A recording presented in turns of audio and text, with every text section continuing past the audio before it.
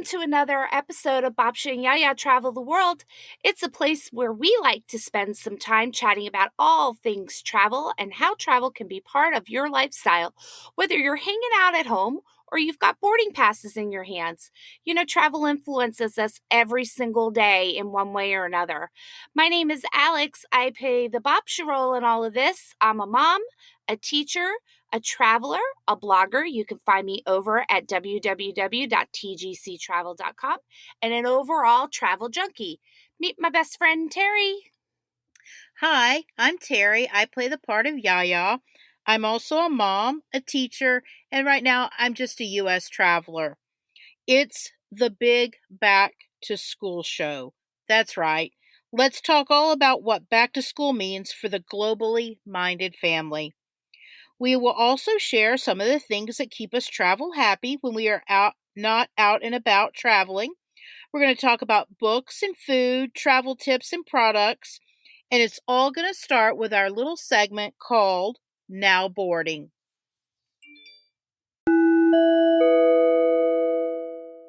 So in today's Now Boarding, we're talking all about back to school, and we have lots of quick picks to make your back to school time, whether you're brick and mortar, whether you're virtual, whether you're kind of doing a little bit of both. Kind of a couple of quick picks to make life better for your inner traveler, just to kind of keep it in the mix. So my first pick, Terri, is a great book that we featured in one of our 10 books in 10 minutes segments on Facebook Live this summer. It's called Are We There Yet? And it's a great picture book for any elementary school age, really. It's about a family who lives in Australia, and they take the year off from school, and they literally drive in a circle around their country and like explore their country, which I think is an amazing idea. It is like one of the things I would love to do. And so we'll put the link to that 10 books in 10 minutes in our show notes. What about you? What are you thinking about in the global book pick department? Well, for me, since I do upper elementary school, I was kind of racking my brain trying to think of some really good books. Well, one of the books that I usually start the year out with is The Phantom Toll Booth. Now, this is a novel by Norton Juster, and book was published in 1961. And the main character, Milo, he's bored. So what happens is this mysterious toll booth shows up in his bedroom and takes him, and he travels and he learns that education is fun through all these different places that he visits. So my kids cool. love it. Yes. Yeah, it's a great deep dive into what makes travel such a mind altering experience too. I love that book. I love that book.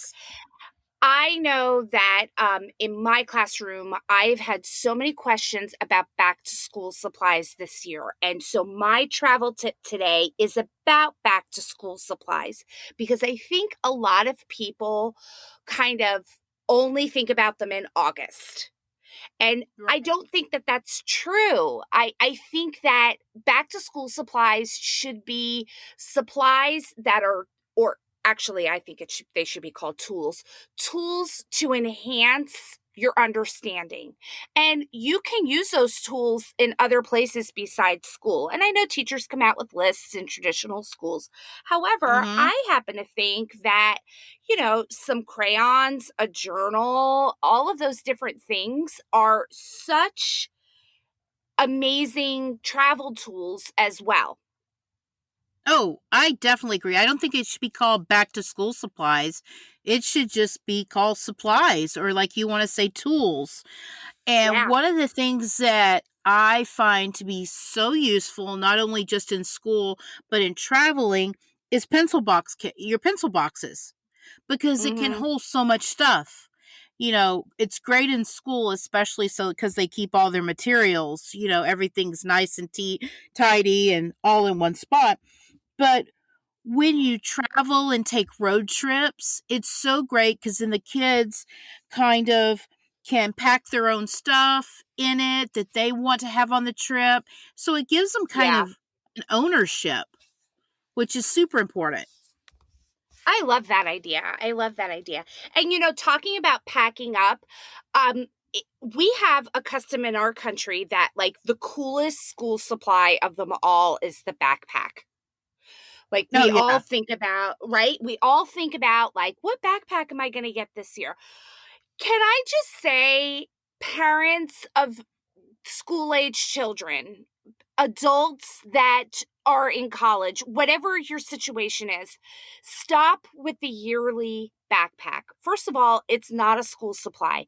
Backpacks can be used for travel in so many ways. They can be your day pack, they could be your overnight bag. I would think about a backpack in terms of luggage and quit buying those cheap Target ones. And I get that they're so cute, but honestly, every year we invest over $25 in a backpack. The average price is between $25 and $30, and Mm-hmm. far more for the fancier ones. And we buy that every year and they fall apart. Every year they're destroyed, they wind up in landfills. It's not great.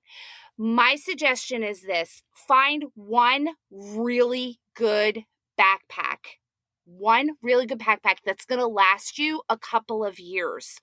I know that my daughter bought her Vera Bradley backpack. She has the black quilted one.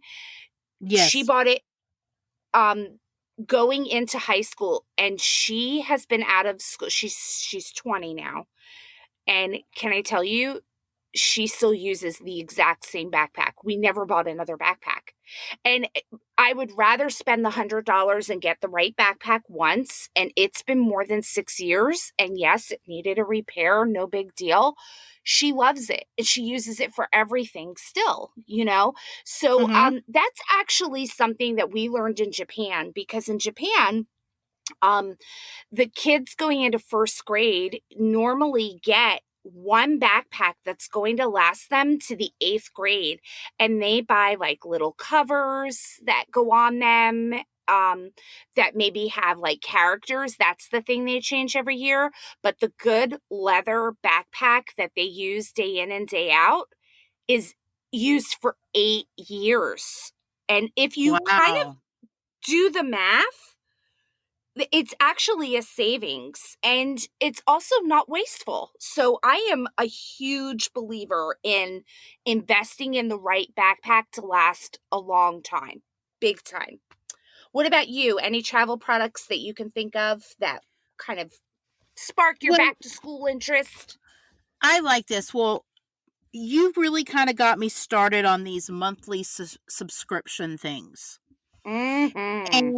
And the one thing that sticks out when we talk about travel and children and back to school is the subscription to little passports. And what I like about Yeah. yes, is that there's so many choices with Mhm. the age group in which you're talking about. You can get True. early explorers for 3 to 5, or you can get Mhm. the world edition, which I really like, which Mhm. fits that 6 to 10. Your child gets it every month, or you can choose how often they get it, and you're educating them about the world, and they have all this fun little stuff in it to learn about whatever country was sent to them. So it's super cool, and I highly recommend it, especially now since we're not out traveling about. Bring it home to your kids. I think it is like one of the best activities out there. I buy it for my goddaughter every year, and I have to say, I adore it. It comes with a craft and like some learning information and a game. Like you get a nice little box full of stuff that kind of expands your cultural horizons. And it's a great starter set. I agree. Totally. Little Passports I'm a Yes. big fan. And we're not an affiliate of them. We've applied for that, but we're not an affiliate of them. So that really comes from the heart. Now, I will say in my classroom, this is the first week that I'm back, and I do have a classroom binge that's travel related. There is a YouTube series that I adore. It's by National Geographic. It's called Are We There Yet? So if you put in YouTube, Are We There Yet? Nat Geo, the whole series will come up. And it's these clips of kids, and they're usually brother sister teams, traveling and exploring um, out in the world. They go to everything from the Taj Mahal to Alaska to South America to the United Nations buildings in New York City, which I love that. And they're really great, fast, almost brain break clips that really Trying to say do it a real great fast. Oh my gosh. That do such a good job of kind of just pushing a little bit more worldliness to kids who may be, we get into these systematic schooling schedules and they kind of miss out on that kind of stuff sometimes. So it's a really great one. What about you? What's on the big TV these days? I'm going to piggyback off you because you're talking about Nat Geo. I'm Mhm. going to take that one step further and let's go to Disney Plus. Not only Mm, is it Disney, but they also have a section on there that is National Geographic. And there's like series you can watch, there's movies, documentaries. They have like Alaska, Wild Africa, you name it, there's so many places. Wild Chile, Wild Conga, so many places you can watch and get inspired to travel. true. And, we are depending so much on digital media these days that we could not finish up our now boarding segment without talking about some travel tech. And my biggest pick right now for kids to kind of really experience a ton of what the world has to offer has to be the free app Google Arts and Culture. I am blown away by what they are putting out there on a daily basis. It's been really inspiring to see so many people contribute to this app. I The one clip that stands out to me from this week was from the National Ballet in London, and they were doing a piece from the ballet Alice in Wonderland, and it was the Queen of Hearts. I understand ballet is classical and it's serious, and I just can't get into it like opera. Watch this clip. It is so funny, and the dancers are so brilliant, and the costuming is just so creative. Like, it was done so well, and it goes on and on and on that app. There's quizzes and virtual tours in museums and artist profiles and clips from different organizations that are all kind of pooling their resources together to get it in there. And I love that idea. I love it. What about you? Oh, I agree. Let me tell you, when we talk about travel and you talk about European travel, who comes to Yes. mind? Rick Steves. Rick Steves, thank you. Uh Well, he huh. has a website, what Rick Steves Classroom Europe, and it is full of free resources for teachers and educators, but there's so many clips and videos where you can go and experience Europe with Rick Steves. Who wouldn't want to do that? I love that idea. I love it. I mean, you can watch about Italy, you can watch about France, you can watch about Germany. I mean, you got so many choices. It's endless. And it does go across so many age groups too. I think that's a really great, solid resource that's been kind of vetted for kids in a really sensible manner.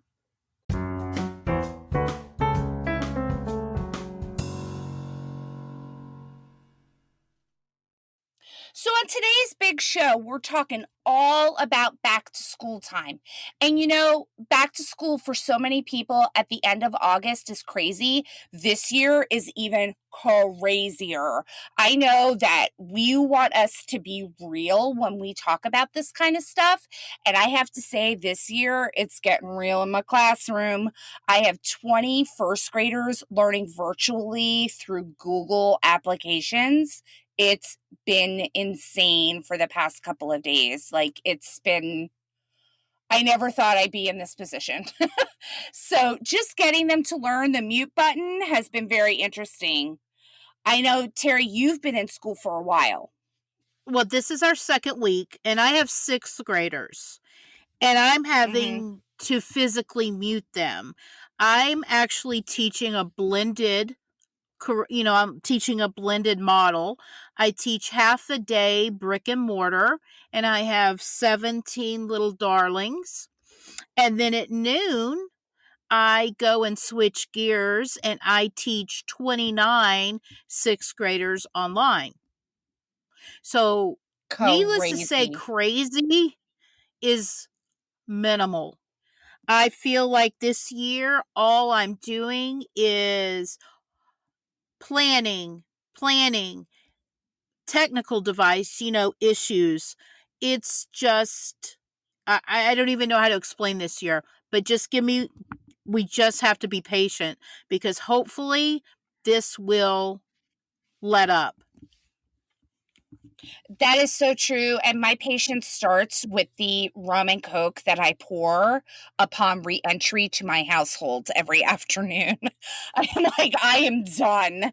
And, for me, because I have the little babies, it's about patience with parents because they're trying to help them out.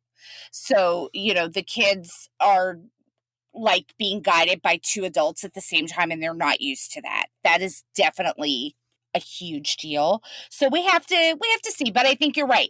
Patience is the word involved in this back to school season for sure. And Let a me lot of people have been go ahead. let me tell you, you talk about patience. I spent 20 minutes on a Google Meet with a parent because she couldn't understand what her child was doing. So, Yeah, yeah, my yeah. first thing when I come in is I've got to wash my masks Mhm. Yeah, oh, I because bet because you have to deal with that in the classroom too. Yeah. we have to wear masks all day. Oh my gosh. Oh my gosh. It's just so crazy. And I know a lot of people are kind of like wondering how teachers are doing it, and we've got our systems kind of in place, and it's about a big partnership between parents and teachers this year more than it is between parents and kids regardless of the age. I'm sorry, teachers and kids regardless of the age because of the technology and the kids being home and all of that kind of stuff.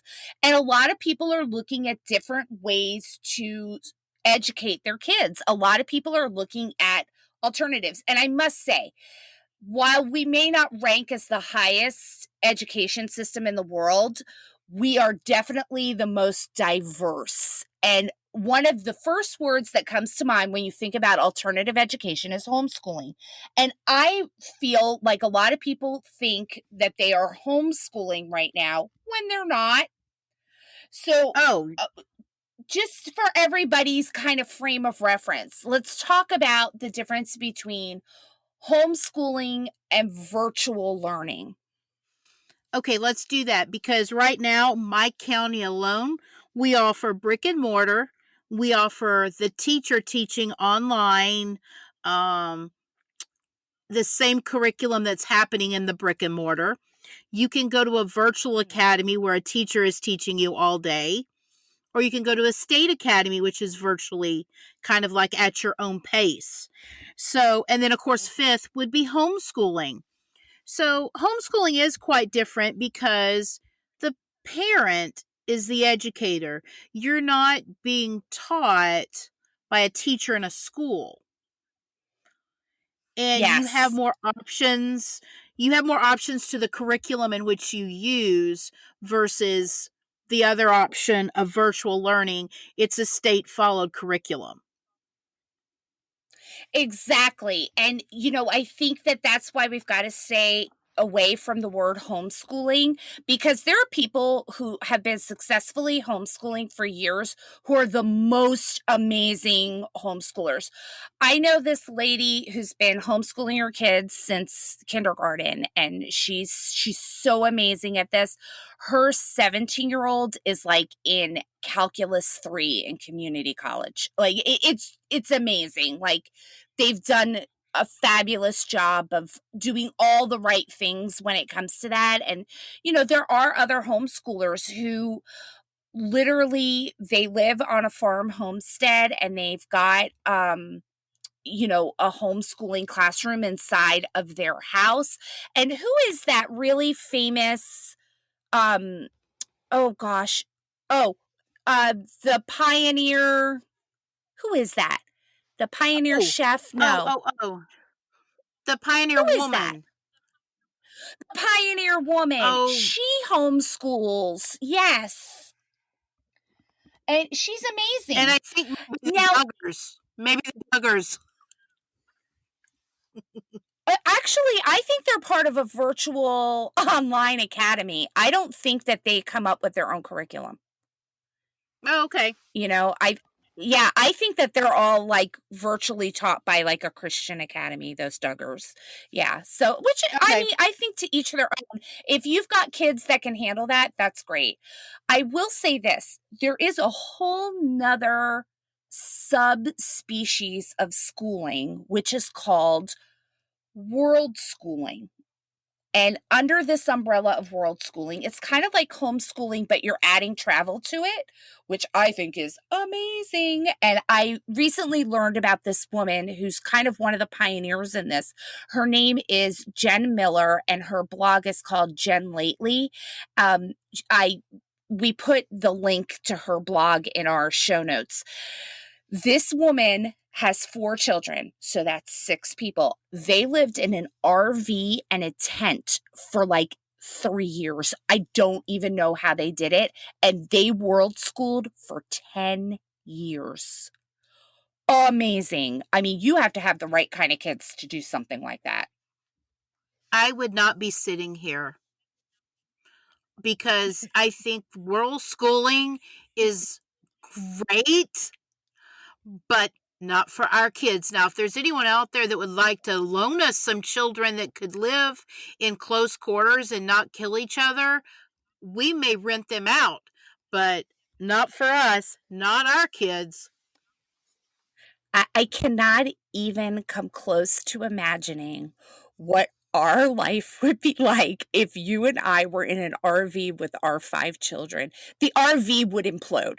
I truly believe that. Like, no way. No way. We would It's we would not be crazy. sitting here. No, we'd probably be in jail. Or in a Maybe, crazy house. or dead. Yeah, those are all options. They're all viable options, that's for sure. So I was listening to another podcast today because I'm a podcast junkie. That's why I like making them. And I listened to this podcast called Zero to Travel, which is about kind of the nomadic lifestyle and how to make travel part of your everyday life and not just it's a pretty deep dive. So it's not beginning travel. It's you've been around the block a little bit and you're looking to kind of expand your horizons.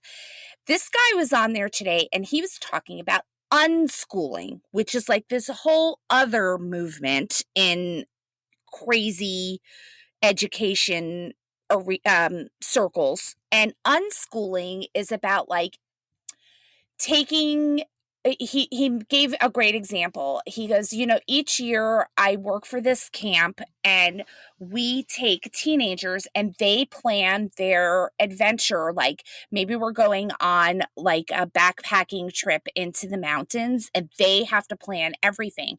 And my job is only to be there if there's danger. Like they have to figure everything out.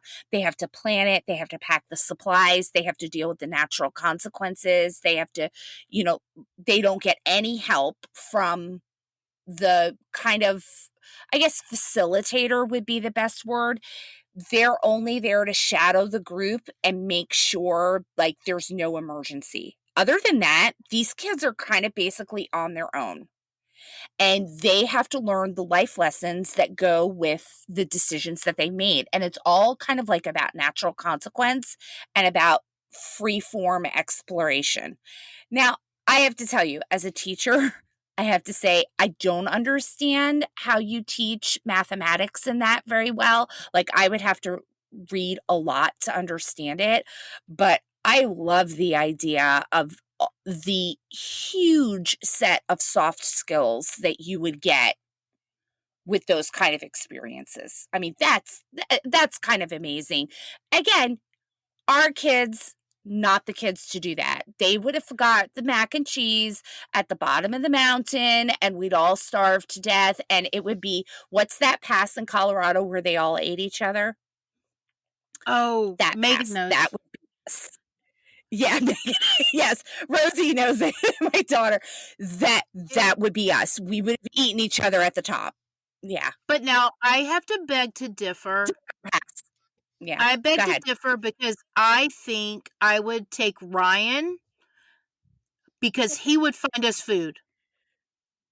Yes, you're right. He would find he is very good in the woods. He is. And he is like the we're talking about my middle son. And my middle son can get in the woods, and he is like a Disney princess in camouflage. That's the only way to describe him. Everything goes right for him in the woods. Everything, like the little animals love him. It just works, and he would feed us. You're right. If we had Ryan with us, we'd probably make it. We'd be Although okay. I feel there would be a bit of a Lord of the Flies moment, and maybe the Donner Pass would happen. I'm not sure. So It's a we'll have to see. We'll possibility. have to see. One of the things that made me very interested in listening to like this whole talk about world schooling and unschooling and all of these different kind of educational alternatives is that as a teacher, I feel like I don't get enough art and culture to my kids. Like, even though it's in the forefront of my mind, I feel like there's never enough time. And I feel like those skills and the access to that kind of content is something that kind of uplifts communication and really makes you communicate in very creative ways.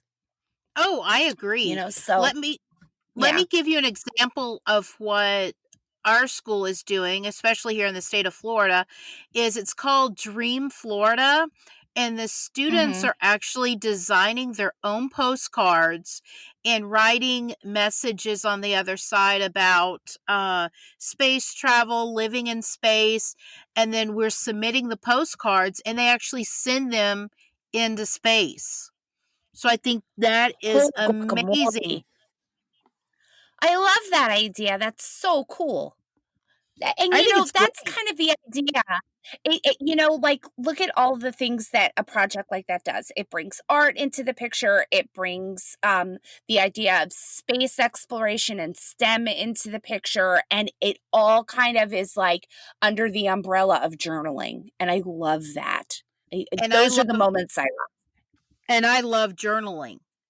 I am a Yes. journal person, and I really think it's a good way. It really to strengthen your communication skills, children's communication skills, and just having a small little notebook to jot down, draw pictures, make a list of anything while you're Hmm. traveling. And right now, we do it for where we want to go, things that we want to see, and there's so many different things you can use for journaling. So Hmm. we even have one on our teacher pay teacher, right? Yes. Yes, we do. And you know what's cool about the one on Teachers Pay Teachers is there are a lot of alternative journaling pages. There's a page where you smear a taste of whatever gelato you have tried. And then once you filled in all of the little test samples, you circle the one that you love. That's journaling. Like, it's not just free form writing. There's tons of different ways to journal and communicate about your amazing times, between listing and testing and, writing who you met. And, there's so many ways to kind of remember, and journaling is a great way to do that, all different kinds of Yes. ways. And those are the things and those kind of wish lists and all that kind of stuff that do create a global outlook. And that's a really great thing to do since we're all kind of still essentially in a form of lockdown with everything going on, with so many people distance learning. And there's so much out there, there's so many resources that you can use. And again, we have a ton on our Teachers Pay Teachers website, which we've linked in the show notes, especially concerning literature. In schools, in public schools, because of the data driven decision making, a lot of the curriculum choices are out of our hands. The one place where they tend not to bother us so much is the choices we make in literature. So, maybe there's a teacher down the hall from me teaching the same grade who's super into eco-friendly ideas, and she chooses books kind of with a lot of that theme. I, on the other hand, I am somebody who loves travel, so I push those books a little bit more. And, with everything that's prescribed to us, those literature choices are so critical at helping kids who we do want to have a global outlook kind of discover their inner gypsy, find their wanderlust gene, for back of black I can't even talk today, lack of a better way of saying it. Like, I think it's so important for them to kind of have exposure to that kind of stuff. I tell you, last year when we went in March, when we Mhm. went on lockdown, I wanted to try to Mhm. really find a way to reach my kids and continue reading novels because, I'm a reader. I love books. Mhm. So I found a website, Epic Pick, I want to say it's called. And you Mhm. can go and there's all kinds of novels. And I found a great novel on there. And I hope they have different ones in this series that come out, but it's about a boy and he decides he's going to ride his bicycle across Africa.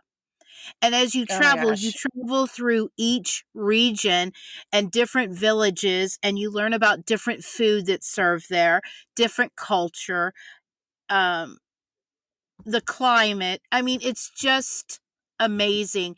And my kids surprisingly loved it. They really did enjoy being able to travel with this child as he bicycled across Africa. That's amazing. And those are moments that kids don't forget. They really don't. Like, I think about it, it's kind of like when you put a globe. This is my favorite thing to do in first grade. When they're sitting in morning meeting, they're kind of in a circle, and I put a globe in the middle of the circle. They are the most interested, on topic kids when that globe is in the middle. All they want to do is go explore it. It's amazing. Oh, I totally agree because I think in our society, we have stepped away from looking at an actual globe because we use everything online. I'm looking at Google Maps, I'm looking at this. But to actually see a globe like you and I used to see when we were in school, it's so Mhm. inspiring that the kids can look and It is. see where they want to travel. I love that. I mean, I think it just is so important for kids to kind of be able to trace their fingers and run their hands along all those country borders and continents, and recognize each ocean, and Mm. see all of those things in a broader scheme than just on Google Maps. And don't get us wrong, because if there are two people that use Google Maps, you're listening to them right now. Let me promise you that. We are all about the Google Maps, and I do love doing it, but I do need to be more conscious about when I'm out and about, turning it off and exploring again. I need to like get out of my technology head sometimes. And Yes. I do think that that's true. Yeah. Yeah. And my And mother's really good at that. oh, yeah. One Yeah. activity that I like to do that kind of Mhm. really inspires children or my students to travel is we do our flat self. And my school actually did it, and it's kind of off of Flat Stanley. All the teachers sent in their Bitmojis, and they made flat teachers. So all the kids got flat teachers, and they were able to take them wherever they traveled and take their pictures and send it back to the school. And it's so great to see where everyone traveled to. It was kind of limited this summer. We saw a lot of US travel is what we did, but it was Mhm. inspiring to see all the places the children got to travel, and hopefully it Yeah. encouraged other kids to want to go visit a certain location. You just reminded me, you sparked my brain in remembering something else. There is a journal option that I think a lot of people would love to know about, and it's called the postcard journal. This is what you do. Every time you go to a new place, have your kid address like a touristy postcard to themselves, stamp it, and mail it home. And then when you get home from your trip, the mail starts arriving from yourself, and the kids can Oh, collect all the pictures and all the different places that they've been, and they have the postmarks and all that kind of stuff. And there's some super cool mailboxes out there. There's one on the Galapagos Islands. There's one in the middle of the Vatican. There's one on top of the Eiffel Tower. There's a couple of super really cool ones that you can. There's one on top of Mount Fuji, and you can like accomplish something, send the postcard, it gets stamped and delivered home, and then you kind of collect them and you have a journal. I kind of I love that like idea. So I you do. made me think about that. Yeah, yeah. Well, you know what all this traveling makes me think of? When I was Mhm. younger, my kids were younger, we used to love to watch the show Where in the World is Carmen Sandiego? And I think Wait, it's wait, it wait. Is it where in the world is Carmen Sandiego, or is it where in the world is Carmen Carmen Sandiego? That one? Sandiego. Yeah. Yes. I loved it. But it was, you sit here and you're just, you enjoy it so much, but you're learning stuff and you're traveling and you're seeing places around the world. Loved it. I wish they would bring it Mhm. back. Mhm. I do too. And, I think that those are the kind of moments that kids need to see now, because I have to say, if there's one back to school message that I'd love to get out there to parents, it's this: travel is an incredible mind enhancer, but it does something else. It makes you grateful for the home you're in. And, Amen. every time I travel, right? Every time I travel, I appreciate what I have at home that much more. I value that just as much, and it makes me grateful. And I think that that kind of life lesson, that kind of moment that you can give your kids is priceless. I don't think that you can get a much bigger idea than that, so it's super cool. And I'll tell you another way that you can make them kind of grateful for what they have or appreciate what others have, like get them curious about that. We have a ton of links in today's show notes all about different places around the world and what schools look like in different countries, whether it's Zambia or Japan or Germany or, all the different kinds of places that can be accessed, that you can see what school is like or school lunches are like. There's a couple of famous, different posts about those kind of things. And we've linked them all so that people can see that, and kind of explore with their kids. Like, go look at what they have for lunch in Japan, y'all. It is amazing. It is like, why don't we get that for lunch? We get chicken nuggets, like, it's kind of sad. So I would definitely a probably super cool thing. I would probably be buying my lunch at school. Yes, you would. Like, there's no reason not to. That's how good it is. Yeah, but, there's all kinds of different schools out there and different ways of seeing things, and, you know, things that are maybe aren't a priority in our, American schools can be priorities in other schools. I will tell you, I've had experience with so many different places, and it's amazing. I was in Italy, and all their pre-K art is collective art, which means they make a piece of something greater, and it helps them learn about community that way. I've been in Zambia where, middle schoolers are learning ballet in schools that have 0. When I tell you they have, no electricity and they're going home with food, but they are learning ballet.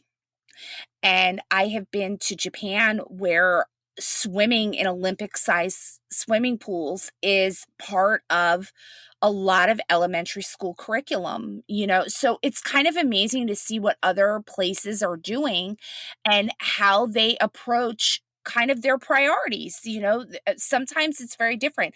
I think in our country right now, we're super focused on STEM. I think that's kinda like the big trending word these days, Mhm. and, especially the T in STEM for technology, like, we're all about it, and we want our kids to code, and we want them to do all of these things, and, it may be time to start thinking about a little bit more than that and seeing what the rest of the world is up to, So, lots of different options and lots of cool stuff to see in those different links, so I think you'll enjoy that. So, Terry, back to school. What's your last piece of advice for our travel loving listeners? Patience. I really Mm. I wish, as today was a pretty hectic day, and everybody getting their brain wrapped around this new schooling that we're doing. Mhm. Um we need a lot of patience. We need a Yeah. lot of patience. What about you? What do you have advice wise? Well, I think that going forward in this time, I think we also need a little bit of patience and resilience. Be ready to kind of bounce back from things that may not be working and they get, maybe a little shifted or they change a little to make things easier for you. And can I say this? If there's one thing that I can say as a message from teachers, please believe these two teachers when we say this. We are doing everything we can to make this process streamlined and simple and workable. So we're taking kind of all the raw pieces and we're the machine to kind of turning out the product. And believe me, these teachers are working so hard to make this a doable thing for everybody out there. And we hope and we think about all of you and we hope that you have the most amazing school year. And this is one for the history books. We're going to be remembering this for a very long time. So happy back to school, y'all.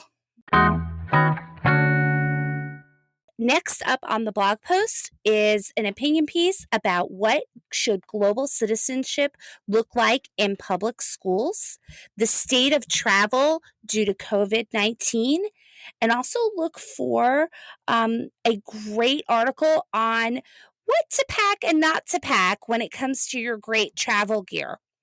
All of that plus reservations that you should think about if you're going to Rome, being plus size and ready to travel, and a great story about the best souvenir I ever got. The travel industry has taken quite a blow from several global issues, including the war in Ukraine, the climb out of the COVID-19 crisis, and inflation that makes it hard for people to get out into the world like they want to. At this point, leading experts are predicting that it's going to take up to 3 years for the travel industry to bounce back to full force. One way that you can help the travel industry is to like and subscribe to 10 microbloggers. Each time you do, you're telling all those travel industry experts that you are ready to enjoy everything that the world has to offer, and you can start with us. That's right. You can find us on TikTok, Instagram, Facebook, Twitter, Pinterest, and even LinkedIn at Babcia and Yia Yia. That is Babcia and YIA. We'd love to hear from you. Contact us at babciandyaya@gmail.com with your questions, suggestions, favorite travel tips, products, and travel trends so that we can share your ideas in the future. Babcia and Yia Yia is our home base for everything we love about travel. It's where our blog and show notes live and where we share access to all of our resources, including travel literacy for kids. We always have new posts about all the things we love about travel, including today's topics, as well as featured destinations, travel lifestyle, and stories to make you smile. Didn't get all of that? No worries. Just check out our show notes for all of the ways to stay in touch and links to anything we chatted about in this episode. As always, thanks for joining us for our journey.